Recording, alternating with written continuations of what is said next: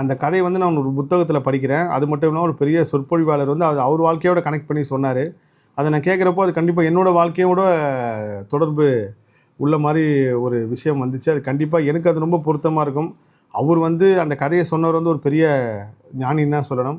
ஆனால் நம்மள மாதிரி ஒரு சாதாரண ஒரு பிறவிக்கு இப்படி ஒரு விஷயம் கிடச்சிருக்கு அப்படின்றப்போ கண்டிப்பாக அந்த கதை வந்து எனக்கு ரொம்ப பொருத்தமாக இருக்கும். அந்த கதையை வந்து திருப்பம் தரும் திருப்புகளில் அடுத்த வாரம் 30ஆவதாக வரக்கூடிய பாடலை வந்து நான் சொல்லியிருக்கேன். இருந்தாலும் நான் கண்டிப்பாக இந்த அருணகிரிநாதர் பெருமான் சார்ந்த இப்பேற்பட்ட வேலையை நம்ம கையில் கொடுத்துருக்காரு, அது சம்மந்தமாக கண்டிப்பாக சொல்லி ஆகணுன்ட்டு தான் இந்த கதையை சொல்கிறேன். ஒரு ஊரில் வந்து கோவிந்தன் ஒருத்தர் இருந்தார். இந்த கோவிந்தன் வந்து யாருமே மதிக்க மாட்டாங்க. ஊர் மக்கள், கிராம மக்கள் எல்லாருமே அவர் ரொம்ப ஏளனமாக பார்ப்பாங்க, ரொம்ப கேவலமாக பார்ப்பாங்க. அது எப்படின்னா, அவர் ரோட்டில் நடந்து வந்தாலே உன் முகத்தில் ஏன்டா முழிச்சோம், உன்னை பார்த்தாலே எந்த வேலையும் நடக்காது அப்படின்னு சொல்லி ரொம்ப மட்டமாக பேசிகிட்டே இருப்பாங்க. கோவிந்தனோட வேலையை வந்து காலையில் அவரோட சொந்தமாக ஒரு வயல்வெளி வச்சுருந்தார். அந்த வயல் வேலைக்கு போயிட்டு வயல் வேலையை பார்த்துட்டு திரும்ப வீட்டுக்கு வரது மட்டும் தான் அவரோட வழக்கமான வேலையாக இருந்துச்சு. அதே மாதிரி ஒரு நாள் கோவிந்தன் வயல் வேலைக்கு போகிறப்போ அவருக்கு ஒரு புதையல் கிடைக்குது. அந்த புதையல் கிடைச்ச உடனே அந்த புதையல் கிடைச்ச நேரம் வந்து ஒரு அற்புதமான நேரம்னால எல்லா மக்களும் தெரிஞ்சு போச்சு, கோவிந்தனுக்கு புதையல் கிடைச்சிருக்கு. அதுவும் அவருக்கு புதையல் எப்படி கிடைக்குதுன்னா, சாதாரண புதையல் கிடையாது. தங்க கட்டி, வைரம், வைடூரியம், நவரத்னம், இப்படி எக்கச்சக்க கோடிக்கணக்கான மதிப்புள்ள ஒரு புதையல் கிடச்சுன்னா அந்த கிராம மக்கள் எல்லாருக்கும் அந்த விஷயம் இப்போ தெரிஞ்சு எல்லாருமே ஆச்சரியமாக, கோவிந்தனுக்கு இப்படி ஒரு வாழ்க்கையா, நேற்று வரைக்கும் இப்படி இருந்தேன்னா அவனுக்கு இப்படி புதையல் கிடச்சிச்சான்னு சொல்லி எல்லோரும் ரொம்ப பெருமையாக பேசிக்கிறாங்க. ஆனால் கோவிந்தன் வந்து சாதாரணமான மனநிலையோட புதையல் கிடச்சின்னு சொல்லி எடுத்துகிட்டு வந்து அவர் சாமிக்கிட்ட வச்சுட்டார். அந்த அவர் சாமி பூஜை ரூமில் இருக்கிற பொட்டிக்கிட்ட வச்சிடறாரு. எல்லாம் முடிஞ்சதுக்கப்புறம் கோவிந்தன் வந்து அடுத்த நாள் வெளியே போகிறாரு. வயல் வேலைக்கு போகிறப்போ அவர் எதில் நிறைய பேர் மக்கள் வந்து, வணக்கம் கோவிந்தா, நல்லா இருக்கீங்களா கோவிந்தா, சாப்பிட்டீங்களா, உங்களை பார்த்தாலே தெய்வ கடாட்சமாக இருக்குது, உங்கள் முகத்தை பார்த்தாலே பார்த்துக்கிட்டே இருக்கணும் போல இருக்குது, நீங்கள் எவ்வளோ பெரிய அதிர்ஷ்டக்காரன்னு சொல்லி அவர் ரொம்ப பெருமையாக புகழ்ந்து பேசுகிறாங்க. கோவிந்தன் வந்து ஒன்றுமே புரியாமல் நிற்கிறார். என்னடா நேற்று வரைக்கும் வந்து நம்மளை வந்து இப்படி ரொம்ப மோசமாக திட்டினாங்களே, இன்றைக்கி வந்து நம்மளை இவ்வளோ பெருமையாக பேசுகிறாங்களே, என்னடா காரணம்னு பார்த்தா அந்த புதையல் தான் காரணம். ஸோ அந்த புதையலுக்கு தான் இவங்க இந்த மாறி மாறி நம்மளை வந்து சொல்கிறாங்க, நமக்குள்ள இந்த மரியாதைலாம் அப்படின்னு சொல்லிட்டு எல்லார்ட்டையும் என்ன சொல்கிறாருன்னா, நாளை போய் சொல்கிறேன் அப்படின்றாரு. எல்லாருக்கும் ஒன்றுமே புரியல. அதே மாதிரி தினமும் கோவிந்தனை பார்த்து நலம் விசாரிக்கிற எல்லார்ட்டையும் நாளை போய் சொல்கிறேன், என்ன கோவிந்தா சாப்பிட்டியா கோவிந்தா, எல்லாம் நல்லா இருக்கியா கோவிந்தன், நலம் விசாரிக்கிறப்பெல்லாம் கோவிந்தன் வந்து நாளை போய் சொல்கிறேன், நாளை போய் சொல்கிறேன் அப்படியே சொல்லிட்டே இருந்திருக்காரு. தொடர்ந்து ஒரு 10 நாளுக்கு அப்புறம் எல்லாரும் கோவிந்தனோட மனைவி கிட்ட போய் சொல்கிறாங்க, என்னம்மா கோவிந்தன் அன்பாக விசாரிச்சா அவன் வந்து நாளை போய் சொல்கிறேன், நாளை போய் சொல்கிறேன்றானே, என்னமோ சரியில்லையே, புதையல் கிடச்சோடனே அவன் பைத்தியம் ஆகிட்டானா, அவனுக்கு என்ன பித்து கித்து பிடிச்சிச்சா என்னன்னு பாருங்கம்மா அப்படின்றாங்க.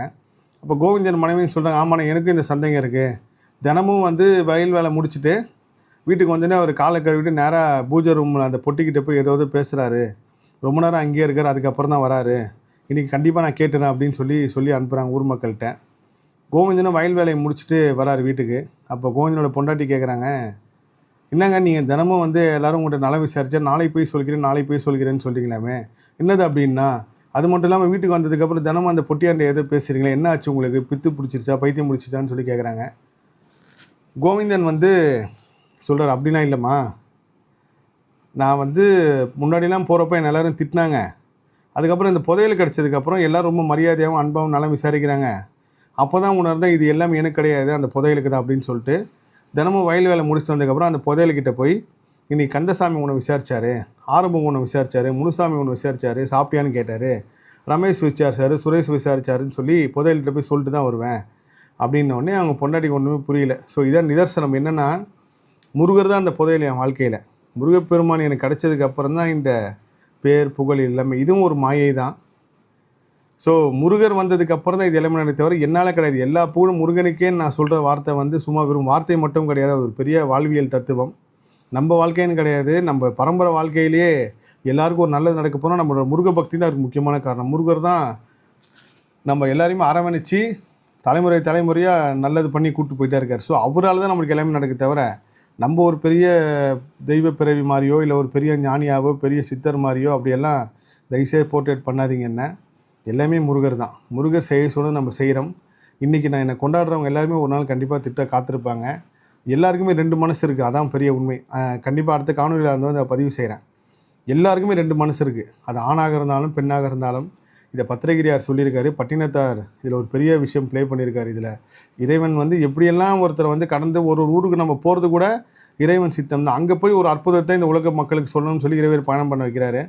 அப்படி இருக்கும்போது என்ன வந்து நீங்கள் சொல்கிறதா இருக்கட்டும், இந்த சுற்றி புகழ்கிறதா இருக்கட்டும், எல்லாமே மாயை தான். எனக்கு முருகரிட்ட பணி துவண்டு போன முருக பக்தர்களை பார்க்கணும், அவங்களுக்கு உண்டான எல்லா விஷயத்தையும் வழிகாட்டியாக இருந்து செய்யணும். திரும்ப இந்த முருகர் பக்தி, அருணையனார் பெருமானோட வழிபாடு எல்லாத்தையும் கொண்டு போகணும் மட்டும்தான். இந்த முருகர் யுகத்தில் இன்னும் முருகப்பெருமான் நடத்த வேண்டிய அற்புதங்கள், அதிசயங்கள் நிறைய இருக்குது. கண்டிப்பாக அவர் நடத்துவார். எல்லாம் நம்ம பார்க்க தான் போகிறோம். எல்லா புகழும் முருகனுக்கே. நன்றி.